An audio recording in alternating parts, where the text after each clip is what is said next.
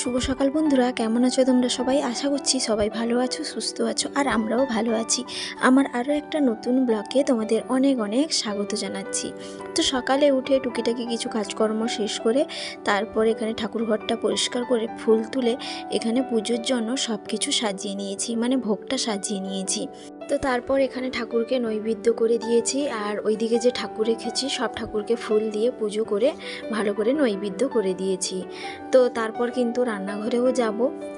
তো তারপর কিন্তু রান্নাঘরে প্রথমে গিয়ে ভাত আর চচ্চড়ি একটা বসিয়েছি। তো তারপর চলে এলাম পেছনের দিকে, মানে ঠাকুরঘর যেখানে আছে ওই দিকটায়। তো এখানে এসে কিন্তু লেবু তুললাম, ওই লেবু দিয়ে একটু টক রান্না করব। তোমাদের দাদা ভাই লেবুর টকটা মোটামুটি একটু খায়, অন্যান্য টকগুলো না সেরকম খেতে চায় না, মানে হালকা টকই পছন্দ করে। তো সেই কারণে লেবু তুললাম, আর দেখলাম কয়েকটা লেবু হয়েছে, আর সেগুলো আর এখন তুলবো না, যখন রান্না করব একটা করে তুলে রান্না করব। আর এদিকে কিন্তু অনেক গাছ আছে, আর এই যে গাছটা দেখতে পাচ্ছ এটা হচ্ছে আতা গাছ, আর কবে আতা হবে জানি না। তো যাই হোক, একটা লেবু তুলে নিয়ে এলাম, আর সৌম্যকে এখানে বর্নভিটা দুধ আর বিস্কিট দিয়েছি। ও কিন্তু বসে খাচ্ছে, যেহেতু ও একা হাতে খেতে পছন্দ করে সেই জন্যই খাচ্ছে। তো তারপর রান্নাঘরে চলে এসেছিলাম, এদিকে ভাতের ফুটটাও উঠে গেছে, ঢাকনাটা একটু খুলে দিলাম। আর এদিকে তোমাদের দাদা ভাইকে বললাম একটা নারকেল ফাটাতে, তো কিন্তু তুলে দিচ্ছে, মিক্সিতে পেস্ট করব। আর এই যে চচ্চড়ি বসিয়েছিলাম অনেকটা হয়েও এসছে, ওই যে নারকেল তোমাদের দাদা ভাই কাটছে ওইটা না মিক্সিতে পেস্ট করে একটুখানি নারকেল দেব, দিলে না খেতেও বেশ ভালো লাগবে। আর এই যে মাছগুলো আগে ফ্রিজ থেকে বের করে রেখেছিলাম, তো বরফটা না ছাড়িয়ে গেছে। এই চিংড়ি মাছ যে দেখতে পাচ্ছ এটা তোমাদের দাদা ভাই বাজার থেকে নিয়ে এসেছিলো সমুর জন্য। আর এই যে শোল মাছটা দেখতে পাচ্ছ এই মাছটা না ছোটদা নিয়ে এসেছিলো। তো বৌদি না শোল মাছ সেরকম পছন্দ করে না, আর শোল মাছ বাজার থেকে কিনলে একটু বড় সাইজের না কিনলে টেস্ট ভালো হয় না। তো সেই কারণে দাদা যে মাছ কিনেছিল বেশিও হয়েছে অনেকটা, তো সেই কারণে দাদা দিয়ে গেছিলো। আর আমরা মোটামুটি শোল মাছ খাই, তোমাদের দাদা ভাই কিন্তু শোল মাছটা খেতে পছন্দ করে, তো সেই কারণেই কিন্তু কিছুটা বের করে রাখলাম। সমু তো সেরকম মাছ খেতে পছন্দ করে না, তো তার জন্য চিংড়ি মাছের মালাইকারি করছি। মালাইকারিটা করলে কিন্তু ওকে খেতে বলতে হয় না, ও একা ভাত মাখিয়েও খেয়ে নেয় অনেক সময়। তো যাই হোক, ওদিকে মাছটা বের করলাম, তারপর তোমাদের দাদা ভাই নারিকেলটা ছোট ছোট করে কেটে দিয়েছিল, ওটা কিন্তু আমি মিক্সিতে পেস্ট করলাম, একটুখানি চচ্চড়িতে দেব, আর একটুখানি ওই নারিকেল দুধ বের করে না চিংড়ি মাছের মালাইকারি করব। তো লাউয়ের চচ্চড়িটা হয়ে এসছে, তো তার জন্য একটুখানি নারিকেল পেস্ট করে দিলাম। আর এতে না ছোলাও দিলে বেশ খেতে ভালো লাগে, কিন্তু ছোলাটা ভেজানো ছিল না, তো সেই কারণে শুধু নারিকেল দিলাম। আর এদিকে মাছের মধ্যে লবণ হলুদ ভালো করে মাখিয়ে নিচ্ছি। আর ওই যে চিংড়ি মাছগুলো দেখতে পাচ্ছ তোমাদের দাদাভাই যে নিয়ে এসেছিলো না একটু দেরি করে, তো তার কারণে কিন্তু ওর মাথাগুলো একেবারেই বেরিয়ে গেছে, আর আমি যে কাঠিগুলো ভরছিলাম ওটাও ঠিকভাবে অ্যাডজাস্ট হচ্ছে না। তো যাই হোক, যেরকম আছে সেটাই রান্না করব। আর তারপর এদিকে চচ্চড়িটা নামিয়ে কড়াইটা একটু ধুয়ে তেল গরম করে তারপর মাছগুলোকে হালকা করে ভেজে নিচ্ছি। আর এদিকে মশলাটা করে নিয়ে এলাম, ঝোলের মশলা, মানে চিংড়ি মাছের যে মালাইকারি করব। তো তারপর এদিকে মাছগুলো ভাজা হয়ে যাওয়ার পর আমি এক এক করে নামিয়ে নিচ্ছি। আর শোল মাছের কিন্তু টকটা খেতে ভীষণ ভালো লাগে, তো গরমের দিনে তো আরও বেশি টেস্টি লাগে। তো যাই হোক, ওদিকে ঝোলের মশলাটা বসিয়ে দিয়ে এলাম, তারপর এখানে নারিকেল দুধটা আমি বের করে নিচ্ছি। আর যেহেতু সকালে ডিউটি আছে, তো তার জন্য একটু তাড়াহুড়ো করে কাজও করছি।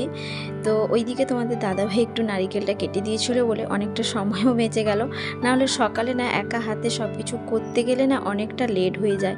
তো যাই হোক, ঝোলের মশলাটা হয়ে এসেছিলো, তো তারপর নারিকেল দুধটা দিয়ে এখানে চিংড়ি মাছগুলো দিয়ে দিলাম। আর বেশি কিন্তু জল দিলাম না, কারণ বেশি ফুটলে না গন্ধ করে, তো সেই কারণে। তো তারপর কিন্তু আমি একটু চা করলাম, চাটা আগে বসিয়েছিলাম কিন্তু ফুটে ফুটে একটু কমে গেছে। তো যাই হোক, যেটা আছে সেইটা নিয়ে একটু খেয়ে নিচ্ছি, কারণ ওইদিকে আমি আবার ডিউটিতে যাব, দেরি হয়ে যাচ্ছে। তো এইদিকে চিংড়ি মাছের মালাইকারিটা হচ্ছে, গ্যাসটা কমানো আছে।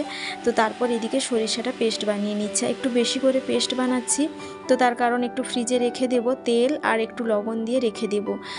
যেহেতু একটু তাড়াহুড়ো করে রান্নাটা করতে হয়, তো তার জন্য যদি কিছু একটু পেস্ট বানিয়ে রাখা যায় তো একটু কাজের সুবিধে হয়।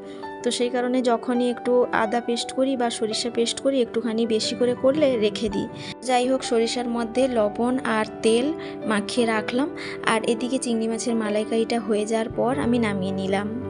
তো তারপর কিন্তু এদিকে টকটা বসিয়েছি ফোড়ন দিয়ে, আর ওই কুমড়ো আর ঢেঁড়সটা ভালো করে ভেজে তারপরে কিন্তু টকটা রান্না করছি। দিলে কি বলো তো, টকের মধ্যে জলটা ফেটে যায় না, আর টকের কালারটাও বেশ ভালো আসে, খেতেও বেশ ভালো লাগে। তো যাই হোক, ওদিকে টকটা যেহেতু হচ্ছে, তো কয়েকটা যে বাসন ছিল সেগুলো মেজে ধুয়ে পরিষ্কার করে রেখে দিচ্ছি। দিলে আমি যখন ডিউটি থেকে আসবো তখন কিন্তু বেশি আর বাসন বেরোবে না, তো তখন একটু কাজের সুবিধে হবে। তো সেই কারণে না এখন বাসনগুলো মেজে কয়েকটা রেখে দিচ্ছি। তো বাসনগুলো না একটু উল্টে রেখে দিচ্ছি, জলটা শুকনো হলে বিকেল বেলায় কিন্তু আমি বাসনগুলো বাস্কেটে ভরে রেখে দিতে পারবো, দিলে আর বাস্কেটটা নষ্ট হবে না। তো সেই কারণে তো যাই হোক, এখন বাসনগুলো উল্টে রাখলাম। তো তারপর এদিকে যখন এসে দেখি টকটা হয়ে গেছে, এখন নামিয়ে নিচ্ছি। আর লেবু টকটা কিন্তু খেতেও বেশ ভালো লাগে, সেন্টটাও কিন্তু বেশ ভালো লাগে। তো যাই হোক, রান্নাবান্না একেবারে কমপ্লিট। তো তারপর কিন্তু তোমাদের দাদা ভাইও চান করে চলে এসেছিলো। ও বলছে আমাকে খেতে দিয়ে দাও, তাড়াতাড়ি খেয়ে নেব, তারপর সমুকে রেডি করব।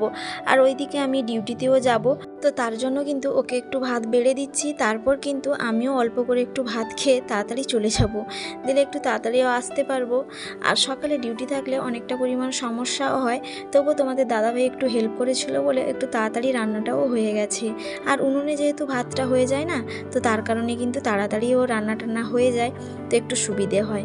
তো যাই হোক, এখন তোমাদের দাদাভাইকে খেতে দিয়ে দিই।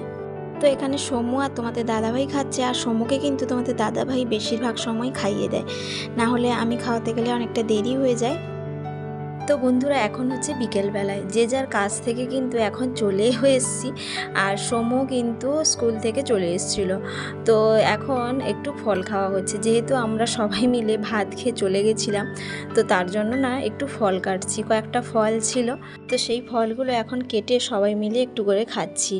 আর এই যে ক্যামেরাটা ধরেছে কে বলো তো, সমু একটু ক্যামেরা করে দিয়েছিল। তো প্রথমের দিকে একটু ঠিক ছিল, লাস্টের দিকে একটু ডিস্টার্ব ছিল, তো তার কারণে আমি একটু কেটেও দিয়েছি। তো যাই হোক, এখন সবাই মিলে একটু ফল খাই। আর সমু কিন্তু পেয়ারাটা খেতে ভীষণ পছন্দ করে, তো তার জন্য পেয়ারাটা একটু খাচ্ছিল। কিন্তু কি বলতো, প্রচুর পরিমাণে বীজ আছে, তো সেই কারণে ও খেতেও পাচ্ছিল না, তো তার জন্য কিন্তু অন্যান্য ফলগুলো একটু খাচ্ছে।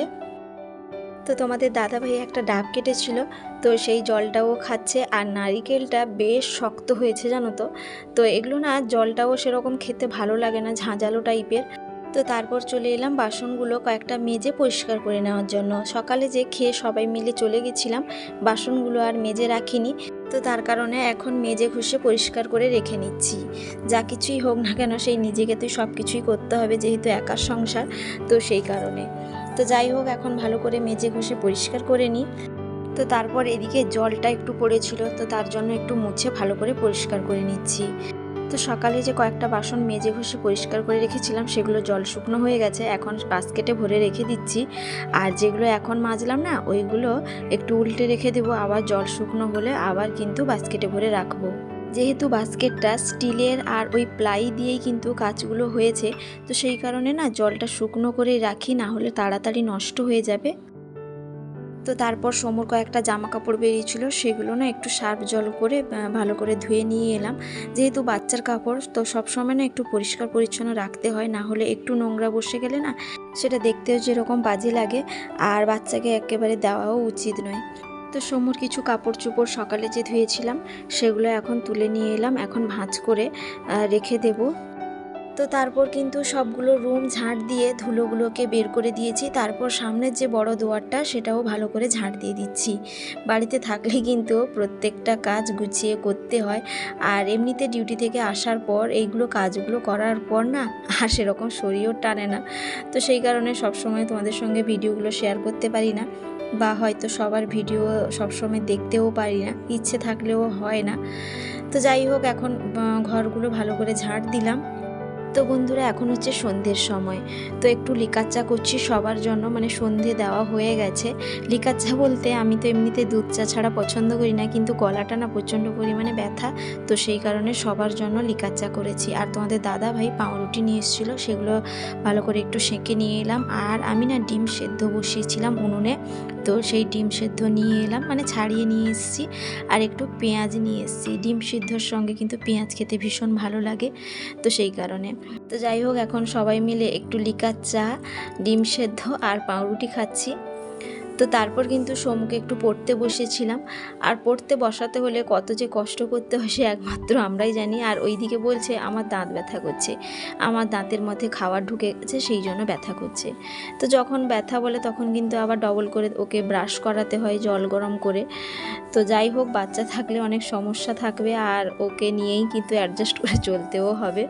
সমু যখন প্রথম স্কুলে ভর্তি হলো তখন কিন্তু অনেকটা সমস্যা হতো, ও তো লিখতেই চাইতো না, কিন্তু এখন অনেকটা অ্যাডজাস্ট হয়েছে, ও একা কিন্তু লিখেও ফেলে। তো যাই হোক, সময়ের সঙ্গে সঙ্গে কিন্তু অনেকটা চেঞ্জও হচ্ছে এবং চেঞ্জও হবে হয়তো। তো যাই হোক, মাঝে মধ্যে শুয়েও পড়ছে। আর ও কিন্তু একটা জিনিস ওর ভালো লাগে যে খারাপ লেখা হয়েছে তো ও কিন্তু মুছে ভালো করে লেখার চেষ্টাও করে। তো যাই হোক, এখন তো আর ঠিক হবে না, তো আস্তে আস্তে ঠিকও হয়ে যাবে পরের দিকে। তো সমুকে যে খাতা পড়াগুলো করিয়েছিলাম ওর একটা বায়না ছিল, কি বলো তো, আমাকে কিন্তু ম্যাগি বানিয়ে দিতে হবে। আর এই ম্যাগিগুলো কিন্তু ও পাশে একটা দোকান হয়েছে ওখান থেকেই নিয়ে এসেছিলো। তো আমি বলেছিলাম ঠিক আছে তুমি লিখে ফেলো, দিলে আমি ম্যাগি বানিয়ে দেবো। তো তার জন্যই কিন্তু ম্যাগি বানাচ্ছি। আর ও সেরকম ম্যাগি যদিও পছন্দ করে না, কিন্তু মাঝে মধ্যে কিন্তু গরম গরম করে দিলে খেতে পছন্দ করে। তো যাই হোক বন্ধুরা, আজকের মতো ব্লগটা এখানেই শেষ করছি। কেমন লাগলো জানাতে কিন্তু ভুলো না। সবাই ভালো থাকবে, সুস্থ থাকবে, আবারও দেখা হবে।